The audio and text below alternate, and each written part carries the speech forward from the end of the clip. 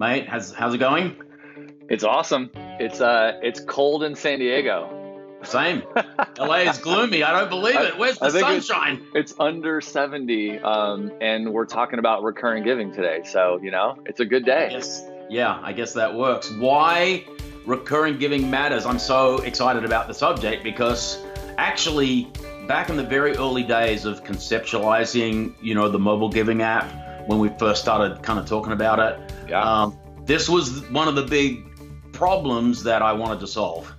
Because up until that time, before you have a mobile kind of strategy to be able to do it, and the technology that we now have, before that it was really challenging to get recurring giving going. Yeah, and recurring giving is an interesting topic, I think, in the church because when you talk about like automating things and doing recurring things, like some might have some apprehension. Yep.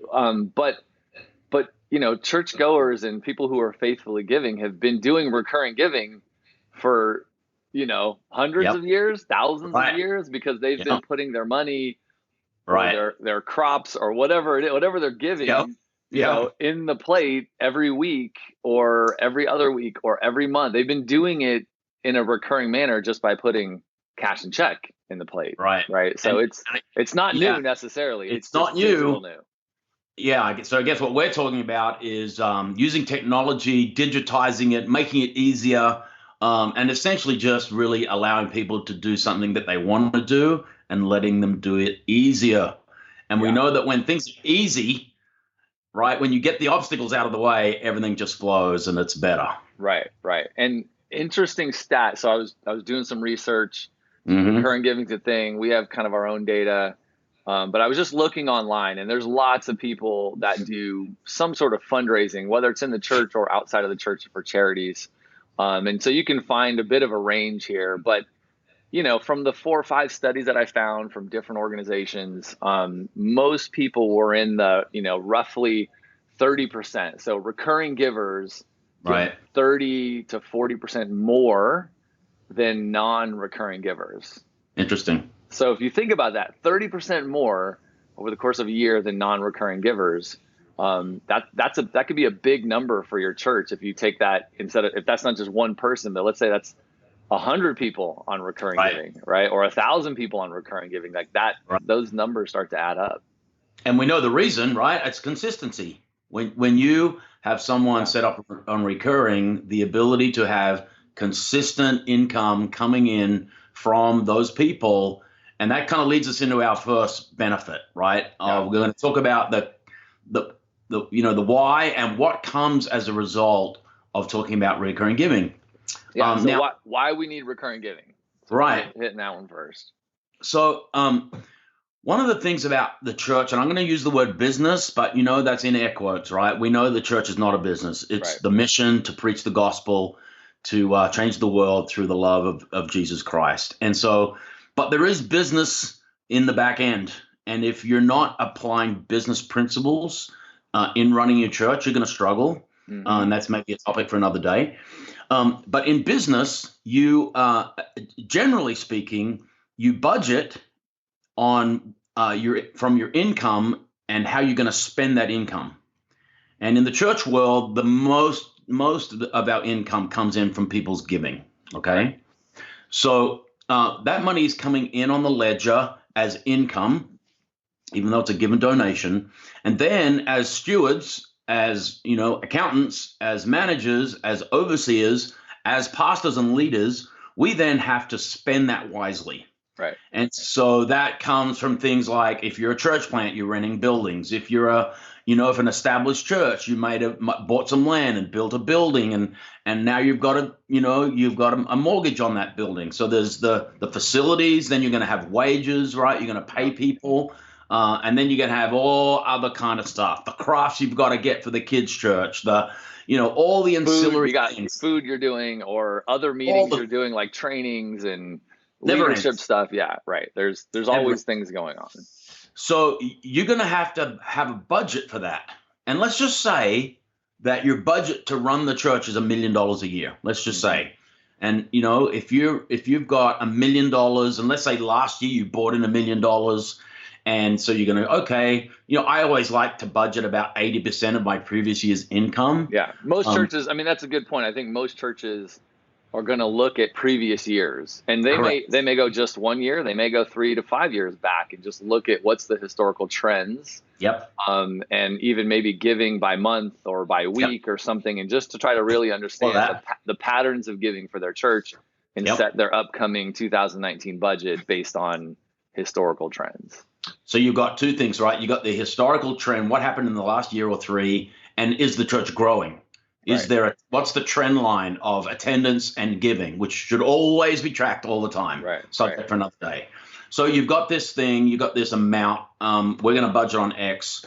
And so the first thing that recurring giving is going to do is it's going to equalize things to the point where you can actually start to get confident on those amounts coming in every month. Because when people shift from coming on Sundays and giving, either digital or plate or check or cash, doesn't matter how, to a consistent kind of form of recurring giving, that is automatically going to bring a really awesome safety net to the budget. Because as you stated, the people that, give recurring give more because of the consistency of giving. So that's automatically going to shore up the budget, and it's automatically going to give you the ability to see into the future a little bit and know that there is X amount of income coming in no matter what. And I think that's the first big point. It's just going to give buoyancy and safety to your budget because you have an X amount percentage of that budget being met by recurring giving. Right. Like if you had, I just quickly brought up a calculator. So if you had 50 people giving $100 a week times, 52 weeks, I think if I did the math quickly, that's $260,000 a year that you would know is coming in, right? Or with some certainty level, a very high confidence level, you could say, I know in 2019, these people are still members, they're active, their recurring gifts are still set up. I looked in Tithely and they're all still there. And I can expect $250,000 in income to come in from that group. And now that's the baseline for my budget. It's locked in. Well, if your budget's $1 million, you go, well, there's a quarter of it done. Now I'm gonna, and if you've got technically rule of thumb, if you're bringing in $1 million a year, it's about give or take $1,000 per member per year is kind of the rule of thumb. That kind of gets if you've got 1,000 members, you're gonna give about 1,000 average, right? There's people who don't give. There's people who give a lot. There's people who tithe. People who don't. But if you can start shoring up, imagine getting 50% of your budget covered on recurring. Right. Now we have churches on our platform that do that, and they're very, very good at it. But if you can start the year knowing that half your budget is met and you don't have to worry about it, that's a pretty awesome place to be. Yeah, exactly. Okay. So why you need recurring giving makes budgeting a lot easier. And that kind of leads us into the obvious thing. It increases giving, right? Yep. And we've touched on it, on how that happens. Consistency equals more. Yeah. And I think too, there's a posture that we've got to think through is that I always came at it like this. People want to give. I just need to give them an easy way to do it. And it's not arm twisting, and it wasn't me convincing them, and it wasn't me pestering them, and it wasn't me making them feel bad, which is biblically is incorrect. People always need to feel like they should be giving with joy without the pressure. Mm-hmm. But they want to. That's how I always started. People want to give. And if you're fulfilling the mission, preaching the gospel, reaching people for Jesus, caring and loving for the people that God's put in your care, presenting a great vision, people want to give to that. They just do. Doing great things in your community, right? Serving people, helping the homeless, feeding, right? Like all of that. People want to all these things. People want to be a part of it.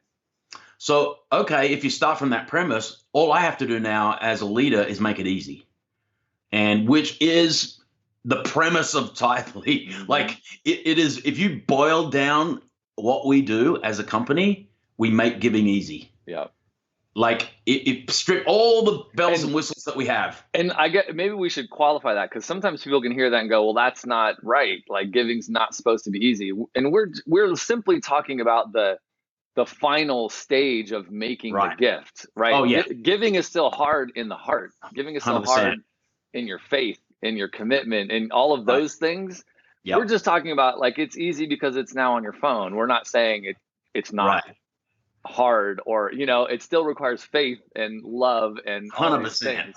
Yeah, no, this is like you said, the final moment of activity and activation. But you've preached about this, you've taught this, you've taught the Gospels, you've taught as a Christian how you're supposed to live a generous big life. You've taught about generosity, you've taught about stewardship, you've taught about all these things, right, leading people to the point using scripture. We've done past shows on this. Okay, I'm going to be a giver, and I'm going to support my church. I'm going to start with 1%. I'm going to give 10%, whatever it is, doesn't matter. Yep. At that point now, we want to make that as easy as possible. Yeah. Don't throw another hurdle in the way. Make it easy. Right. At whatever moment I'm ready to do it too. Right. Like, don't make me have to be somewhere at a certain time in a certain place, like all of these things. Exactly. To make that decision. So recurring giving is easy. It's the easiest form of giving because you only have to set it up once, right? We have other easy forms of giving via text or in our app. Our little quick give button which is kind of the way I give. I open up, the app on Sundays and I hit quick give, and it's wait. You don't have auto recurring giving set up, Mr. No, I have auto recurring for some things. I think we need to have a conversation. Maybe I have auto recurring on some of my giving. I have multiple giving, things. Okay, fine. You're safe. Yeah, I'm safe. But the quick give is like one of my favorite things to do. Yeah. But the auto recurring is the fastest because it's set up once and then it happens without you thinking. And we know that consistency is going to increase giving. Yeah, absolutely. Just by the sheer act. Consistency, and I know we kind of want to dovetail in a little bit because there's reasons why people aren't at church, right? And there's tons of studies out there. I'm sure this number isn't completely accurate, but in the ballpark, people don't attend church every Sunday. Maybe they go twice a month. I know that for a fact. Yeah. I mean, again, like I don't have the paper to show you, but people just aren't there every Sunday. We all know that. Every church leader listening to this knows that, and like we're coming up to Christmas, which is like awesome because everybody comes. Right. And because our Easter services are packed. And for a church leader, you want every Sunday to be that, but that's not the case. Right. So we know, and then you add in lifestyle. A lot of kids' sports are getting played on, Sundays. You're getting inundated with so many other things to be involved in your life. And, gradually you get worn down. And so getting into church beyond twice a month is pretty awesome these days for a lot of people who have busy lives. On average, we're not saying that on average. Right, or you should or shouldn't. We're just saying that's the state of things. Like that's just the fact of the matter. And you can put your head in the sand, right, and just say, "Oh, that shouldn't be," or preach against it, right? Or you can provide great solutions like recurring giving that actually going to help with the budget and bring a little peace of mind as far as that goes. Right. And look, people are sick, people are traveling for work. Yep. Kids events, whatever. There's all kinds of reasons they may not be there, right? So there's all those reasons, but oftentimes, they're still committed members that if they weren't sick, they would be there, but they still do want to give. And so giving, auto recurring giving as an option lets those people keep going. 100%. The next one, which is a cool one, it improves donor retention. Now, we're getting a little bit into the weeds of fundraising concepts here, right. Which is kind of your specialty than mine. But there's some things about donor retention that, it's very kind of more in the non-faith-based, non-profit world. Yeah, they talk about like charity giving, charitable giving, donor retention giving thing, right? But in the church, very different world. Yeah, same vibe, right? Yeah.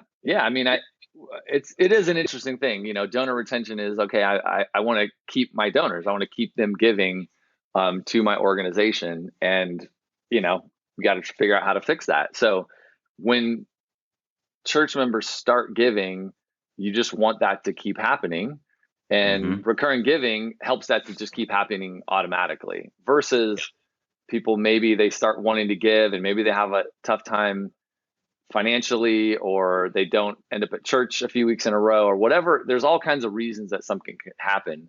But this recurring giving helps you to retain donors. And really, it's not donors in our case, right? It's faithful Christians attending our churches. Beautiful people. Right, exactly. But it just helps that keep going, and you're not losing that money. So the last of the whys before we talk about kind of, from the member side, and this is, I say this again, early conceptually when I was thinking about mobile giving, this was back in 2013, and why it was so neat, so many problems it was going to solve was things like in whether you're a US church in Canada or down in Australia, we have long hot summers. Mm-hmm. And people, I have friends in Canada that used to like dread the summer a little bit because they get so little sunshine up there. Literally, people just leave. Yeah. I have a friend in the Rockies, and he's like, my whole church leaves. They go. They're not going to be around here because they got 4 weeks of sunshine, right, and they're going to go use it. The Europeans the same. I have friends in Europe with churches, and like the place just empties. Okay, right, so there's a problem. And there's a problem. There's a problem, and I guess it happens all over the place. Like I even think of, my in-laws live in Palm Springs, Palm Desert area, and so that's a big sort of head there for the summer and then leave, right? So like there's a population of people that go to and from sort of two homes. They live one place for a while, then they live another place for a while, and they switch back and forth. Yep. So there's a problem. The problem is that we have seasonal things affecting church attendance. Right. The other thing that you have in certain parts of the world is weather. So Not here. Yeah, we don't have that in Southern California usually, but in many places you have ice and snow that can shut down a Sunday service quicker than you can blink. And the sad fact is that people are going to be restricted from coming to church for safety reasons, can't get on the roads. Right. And if they're giving traditionally with cash and check, that's gone. Mm-hmm. Are they going to make it up next week? We'd like to think so. The numbers tell us it doesn't happen like that. Right. So a missed opportunity for an offering in a Sunday service is a missed opportunity for income. Right. And I know that's like really like bland and stripping it down. It doesn't sound very spiritual, but it's a fact. Right. So, and you dealt with it a ton, right? In Atlanta, a ton. It happens all the time. Nonstop.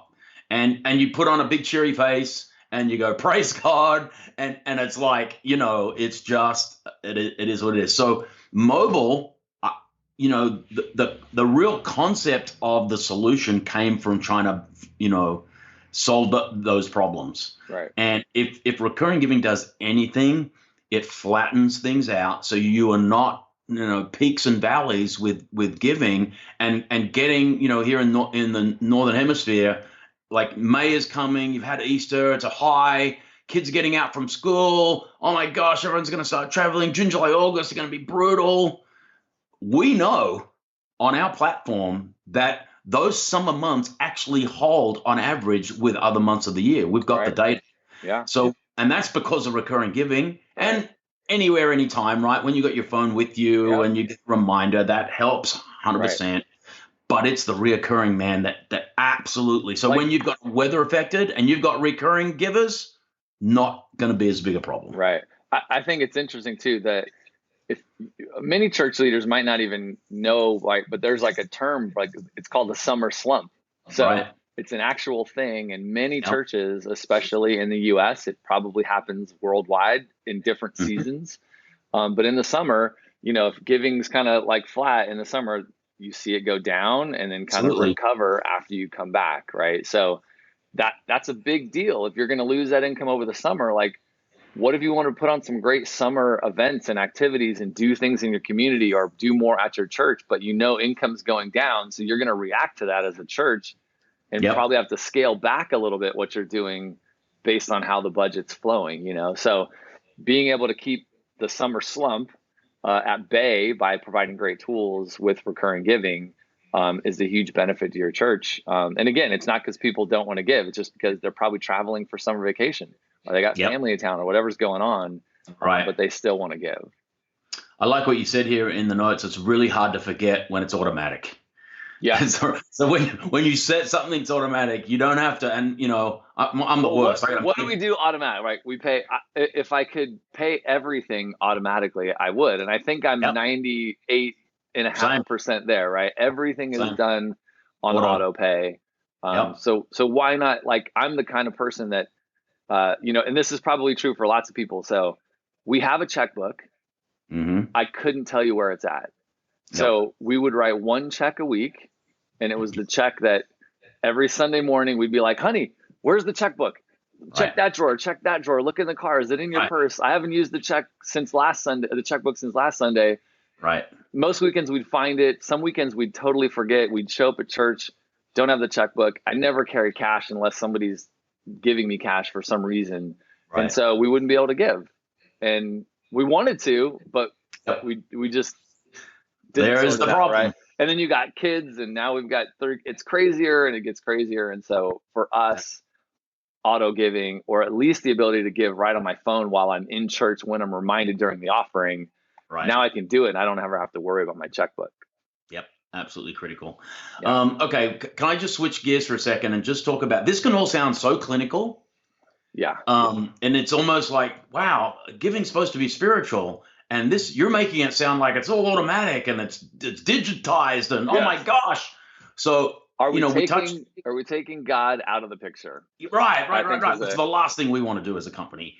So we touched on it a little bit in the front end, but let's just kind of make sure that in all the technology and what we're talking about as far as recurring giving, what you've got to know is that are we taking the spiritual nature? Are we taking God out of the giving moment by doing all this digital stuff, this mobile stuff? Yeah. And I think from the premise that giving is spiritual, that giving comes from the heart. Yeah. And this is how Jesus taught us to give, how the New Testament teaches us to give. Giving is a heart issue. If I've met people who trust God with everything in their life except their money, they will not give. I just know people like that. And so I'm not going to convince them of that as a leader. I can preach, sermons and teach the Bible all I want, but that person is not going to unlock their heart in the area of generosity and giving until a personal revelation comes on the inside of them.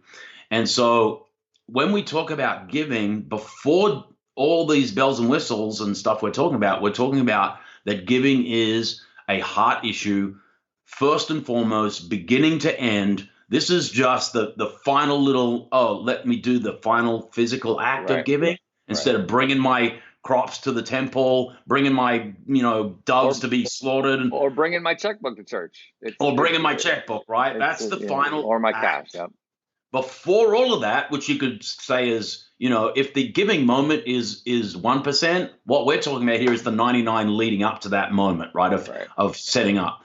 And that's all heart.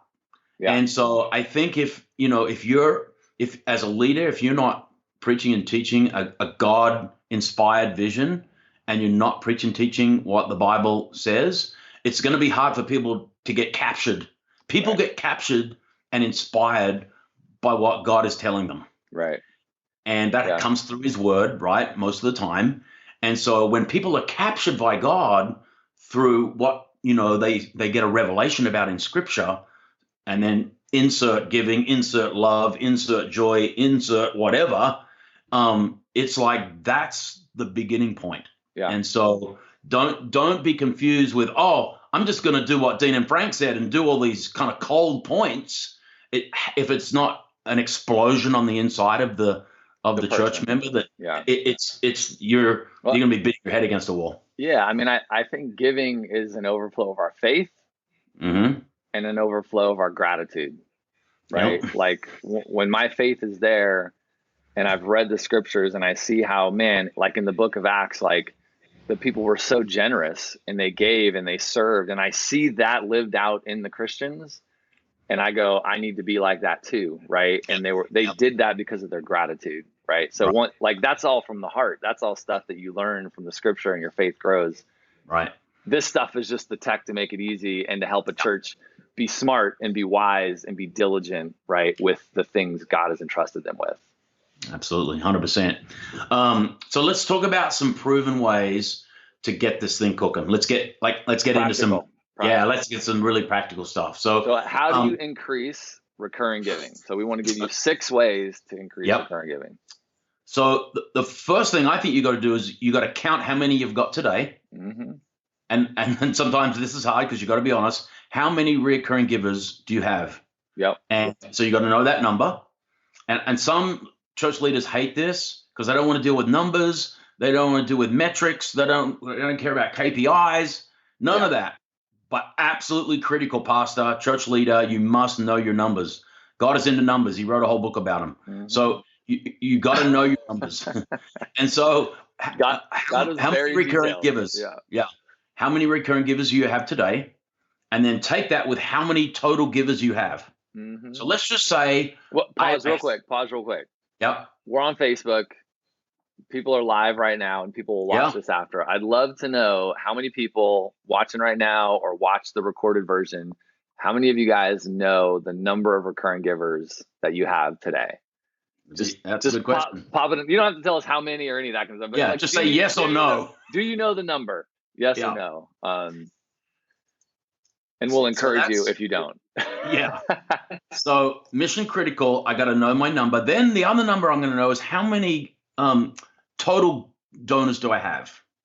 So let's just take within a month period. Let's look back at November, which just finished. How many recurring givers I set up to give to my church in November? Let's deal with the general fund for right now, general tithes and offerings. So let's say I have 10, and I have a total of 100 donors, right? And if you're using our church management platform, you can see that. If you're using our Tithely backend management, you can see all this. Yep. And so if I have 10 recurring givers out of 100 for November, the first thing I've got to do is I got to set a goal. Yeah. And you want to know, I think to add to that, you want to know the number of recurring givers and the dollar amount that those people are giving. Know both of those numbers. Yep. By comparison, also the one-off givers and the dollar amount there. Now, I know some pastors that don't want to know what people give to their church, and I wasn't one of those pastors. I did want to know, but I know some guys that don't, and I 100% get that. So get someone to get this data for you without names on it.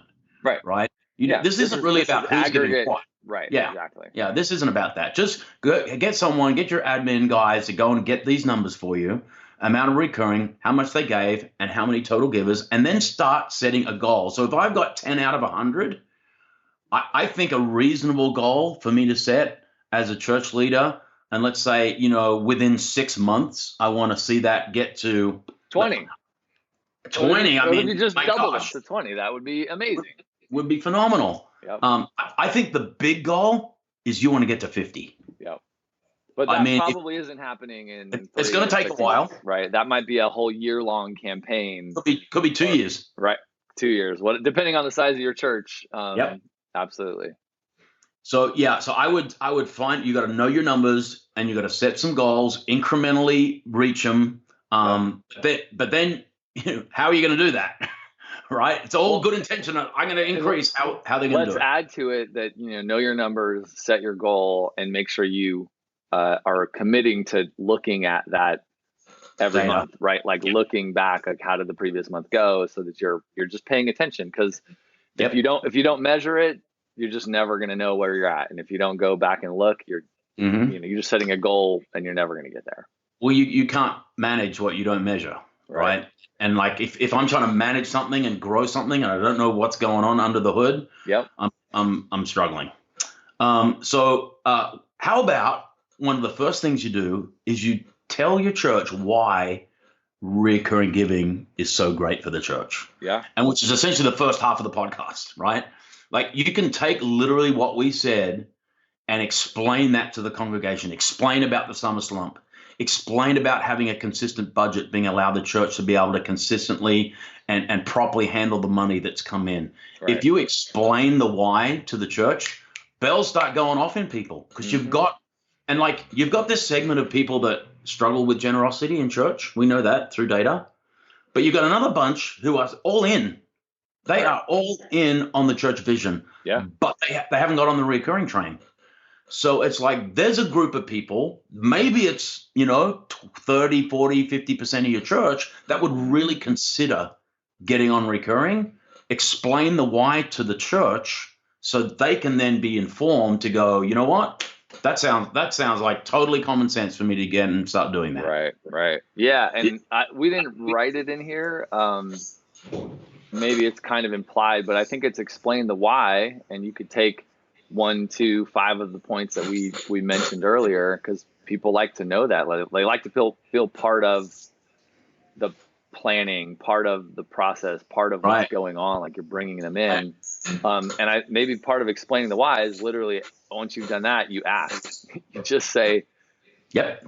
We've got X doing it now. Maybe you want to share that, maybe you don't, but minimally you got to ask them, would you consider setting up your regular giving as an auto recurring gift?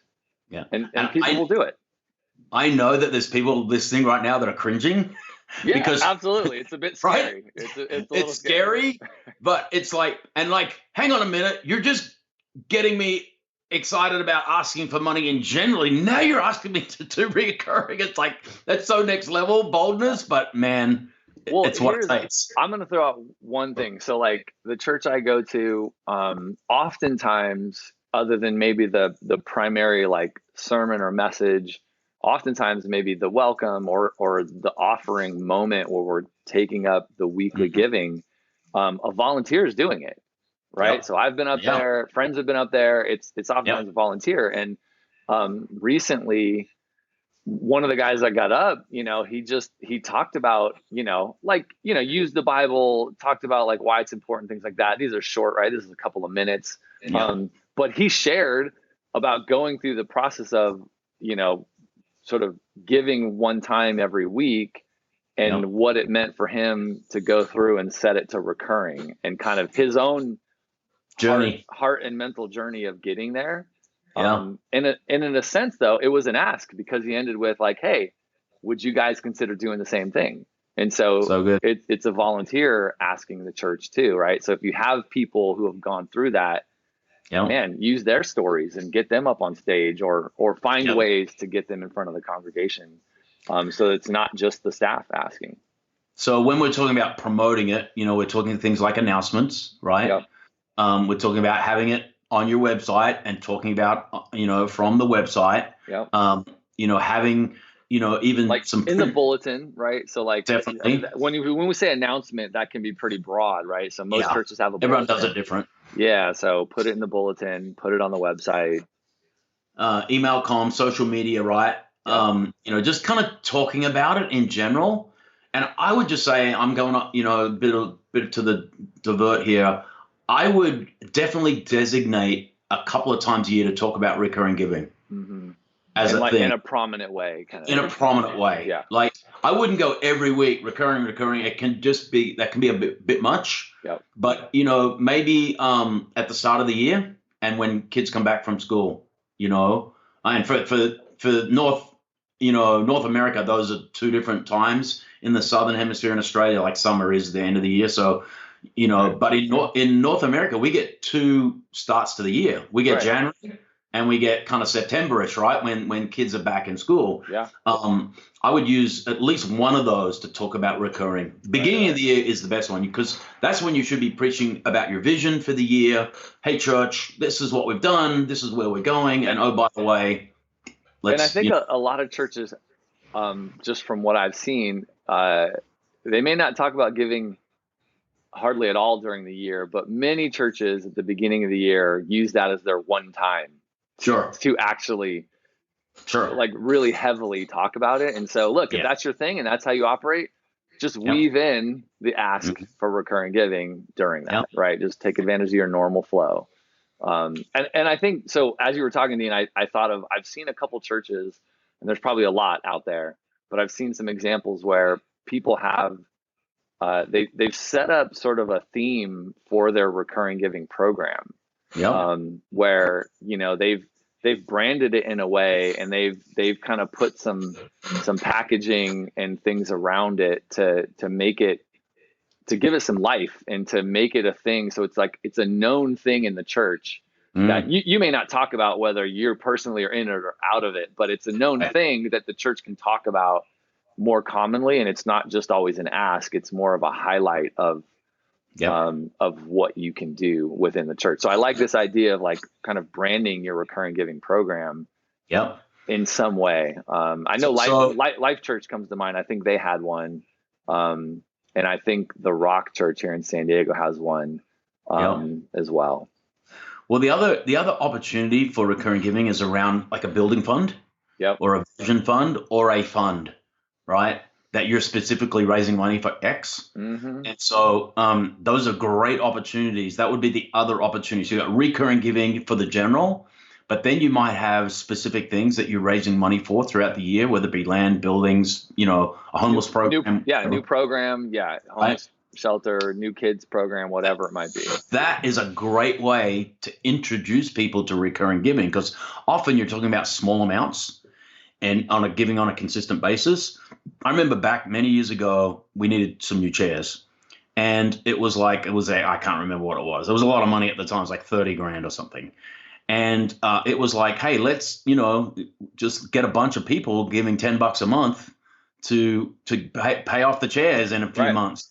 Like, it was so easy and bite size, and it got people introduced to recurring giving. So often a fund a focus, right, gets people in the habit of starting that. Yeah, and I've seen churches do it. They need a new roof for the building, or they need the new chairs, or they need the new AV equipment, or whatever it might be. And this micro fund kind of recurring giving to support this thing's a great idea. Starting small is better than not starting at all. Right. Right. Yeah. And it's like, often I would challenge people to say, listen, to get to a 10th might be a stretch. If you're a new convert, you're new in church, and you just turned up, you're like, man, you want 10% of my money? I mean, are you kidding me? That's a challenge, but just starting with 1%. And just going from there. Once people get it and they start to feel the blessing of that, and it's so easy. Just get started.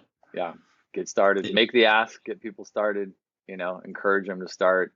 And then I think our last point, right, is make it easy. There it is. I think we might be able to show making it easy. Give me one sec. Oh, we got show and tell. I think that's working. We have show and tell.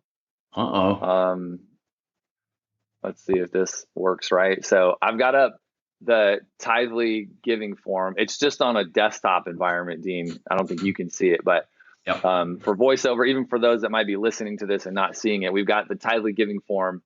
It's up on my desktop right now. And it's just showing that, someone can enter an amount. They can pick the fund that they want to designate their gift to, that the churches can set up. They enter some basic info. I can give by credit, debit card, or my bank account. Once I've entered that info, really simply, Dean, what do we got on the form? Your favorite thing related to recurring giving? Cover the fees? No, the ability to actually set up the recurring gift right on the form. Yeah. On the giving form, 100%. On the giving form. Oh my gosh, yeah. No. Pick the fund, put in the amount. Is this the new giving form you're showing everyone? Yeah, this is a new version of the giving form that's coming out soon. Super cool. Yeah, I mean, just set the how often you want it to go and when you want it to start. 2 clicks, right? Every week, every 2 weeks, however you want to do it. Every month, maybe. I want to give on the the 16th every month. Put in my amount. Hit give, confirms you want to give this much to the church, and you're set up. Really simple. And like, if there is something that we've developed as a company, is that right there. Right.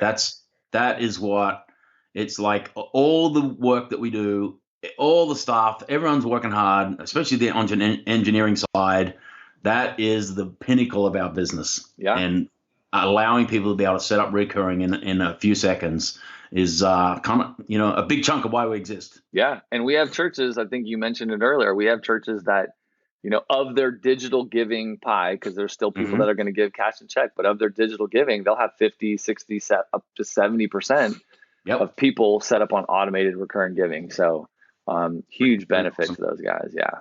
Absolutely. Man, what a great show. I hope it's been helpful. Yeah.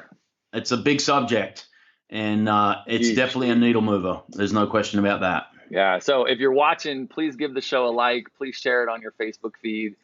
We'd love for you guys to help us spread the love, get the topic out there. We'd also love your questions. So maybe we didn't cover something on the show, like pop it in the comments. of the Facebook show. Dean and I are going to hop over to the comments. We'll try to answer questions right there.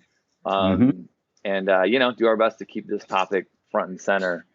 And, yeah, man, we have a great show lined up next week. Oh my gosh, I can't wait. It's going to be awesome. So, Chuck Leslie from the Rock Church, he heads up their generosity team, right? So all things giving, he runs that program at the Rock Church, and they have this thing called the All In campaign. That's just a big deal, and they do such a good job with this campaign that Chuck's going to come on. He's going to share all about it next week. So folks got to attend. Yeah, that's a big church, right? And multiple campuses. They do some really phenomenal things in the community. And Pastor Miles is a leader in every sense of the word. So going to be some great takeaways to listen to Chuck next week. Can't wait. Going to be fun. Awesome, man. Well, all right. We'll see you soon. Yeah, good times. Thanks, Tyler fam. Thanks for tuning in. We'll see you next time. God bless.